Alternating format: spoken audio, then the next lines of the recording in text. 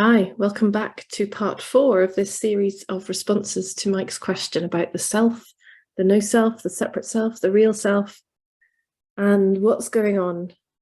Is it just maintaining itself with no difference, or is there a point to this? So this last part is the core of the question, really. How can one resolve the issue when the whole problem is the seeker really trying to maintain itself? So, who is the seeker?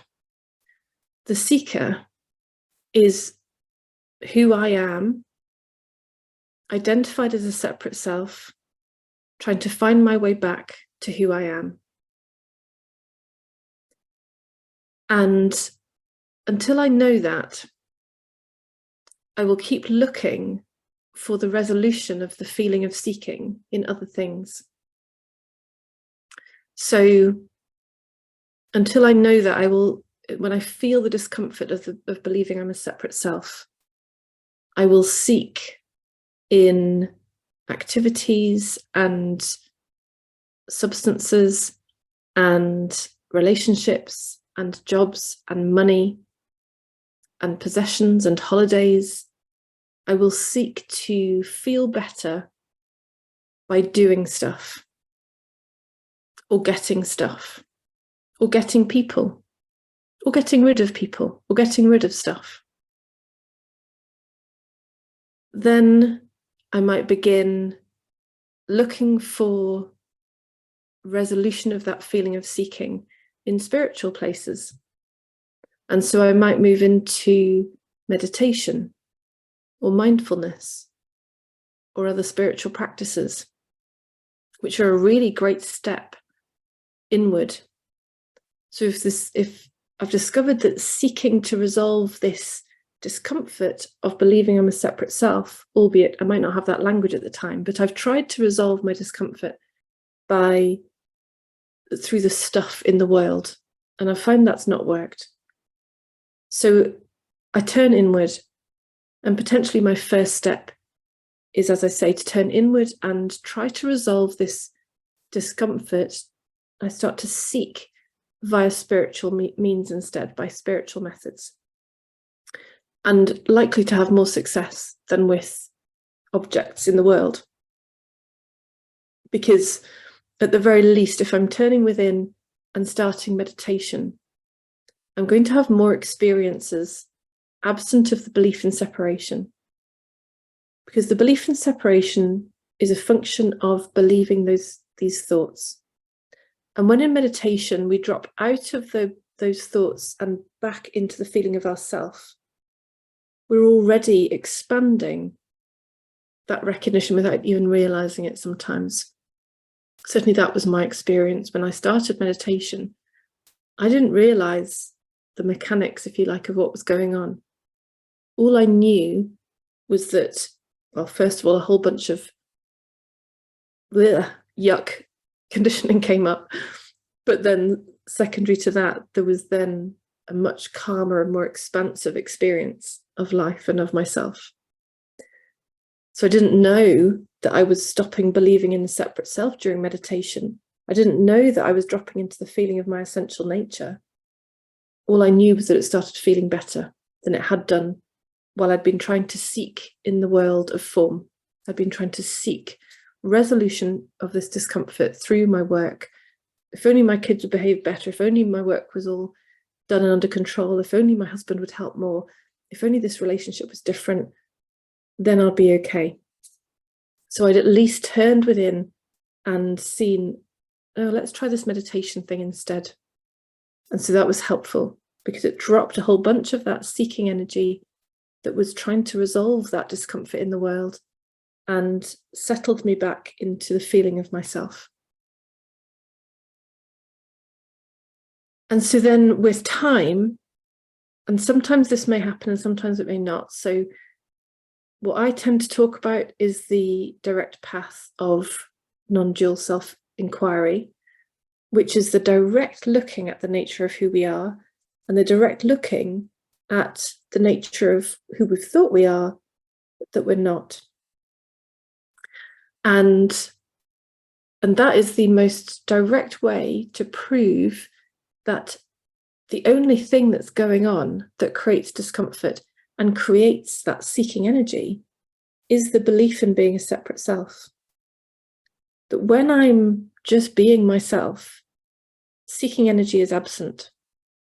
The minute I believe I'm a separate self and I must get and maintain things in a certain way in order to be okay, then seeking energy arises. Well, this feels awful. I need to do something about this. Now, really, that's a super helpful alert. What's more helpful is to recognize what that alert's really telling us.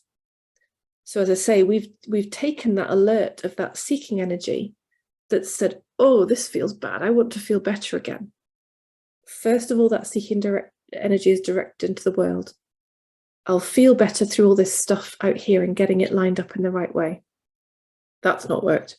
Okay, I'll resolve this seeking energy by going on spa days, doing meditation, going on retreat, working with crystals, working with, I don't even know all the stuff, working with other spiritual stuff in order to feel better.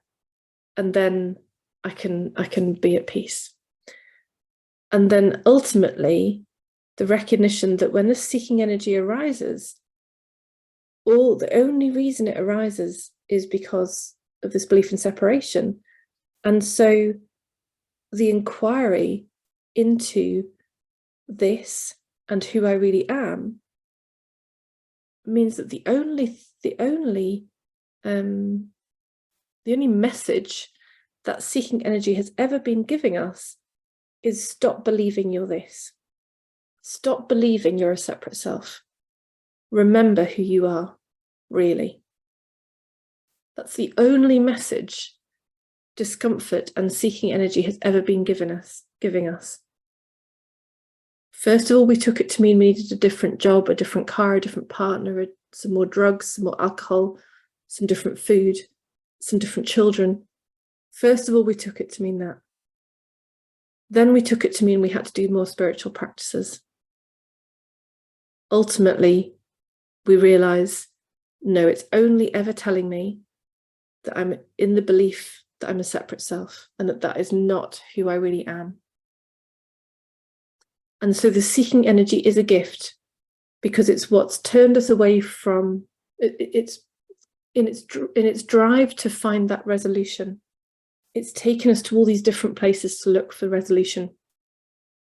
In the discovery that none of those places provided resolution, certainly not long-term resolution. All of these were short-term fixes of feeling better. And the only long-term resolution of the discomfort of the seeking energy is the recognition that what I'm believing about myself is not who I am. It's a bunch of thoughts. And that who I am is exactly what I've been looking for. That seeking energy is a gorgeous doorway through all these different routes, and we'll go through different routes to greater or lesser extents depending on our path. But it's always been that call home, that seeking energy, that discomfort has always been the knowing in us that there's something better available. There's something nicer feeling available than this. I want to go home, is really what that seeking energy is saying. It's who I am, lost in the belief of separation. But deep in my heart, I know there's something nicer than the feeling of this. Deep in my heart, I know there's somewhere called home and it feels good. And so that seeking energy is beautiful because it's taken us to try and find the way home. Yes, okay, so in the wrong places to begin with. But if we keep looking and if we find people like me who do this work, who can guide us and help us, we can find our way home so much quicker and so much more directly. And so the seeking energy has done its job. Now, that doesn't mean to say it's an easy path. Doesn't mean to say it's an easy process, because when we're identified as this, we will protect and defend this. We will push away the message that tells us the simplicity that all you need to do is stop believing this is who you are and to recognize your essential nature. That will get pushed away while we're believing we're separate. But once something has woken us up in us, once that heart or home has been reignited in us, once that remembrance has begun, the pull of that far outweighs any resistance that the belief in separation can hold up.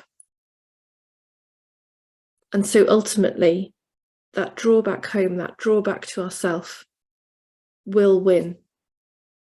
I mean, it wins in the end for all of us, because we all go back home when our physical body ends, when we die. But to realize that in life is the greatest gift. To realize that the seeking energy was always telling us to come back to who we are. It was always telling us to stop believing that we're a separate self, to stop believing all the stories of the mind, and to come back to who we are. That's all it was ever telling us. And all that's happened was we looked for it in the wrong places. We looked for that resolution in the wrong places. And when we know where to look and we know how to look, then there's a whole reduction in suffering. There's a whole easier experience of life available. And we wonder how we ever navigated from that. We certainly often wish we'd found out this sooner. It's a very common experience. Oh my goodness, I wish I'd known this 20 years ago, 30 years ago, 15 years ago, 10 years ago. When it's seen, when it's recognized, it's like, oh my goodness, I wish I'd known this before.